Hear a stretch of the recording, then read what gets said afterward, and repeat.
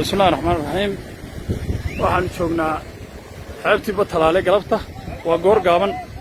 saacadu waxa weeyaan 5tii galabnimo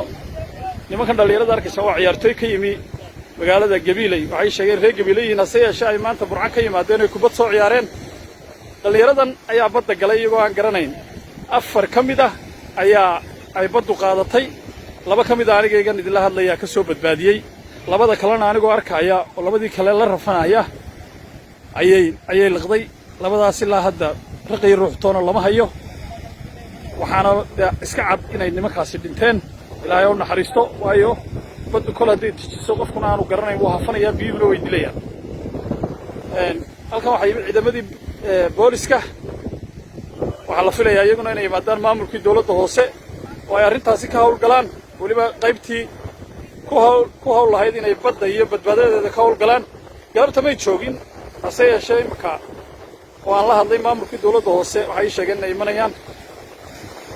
allah u naxariisto labadaa wiil ee dhalinyarada ah oo reer Gabiley ahaa oo ciyaartoy ahaa kubadda ciyaara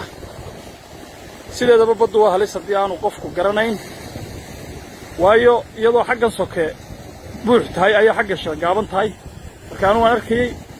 waan dabaalanayay iyagoo fara badan ayay xagga badda fogay iga dhaafeen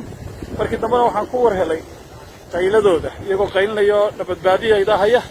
qaarkood iyagaa ka soo dabaashay oo naf kala soo baxay iyagoo naf ahayn qaarkoodna waa labadan in ay qaadatay allah u naxariisto kollay noomay suurto gelin inay nabada magacyadooda noo sheegaan way ka gaabsadeen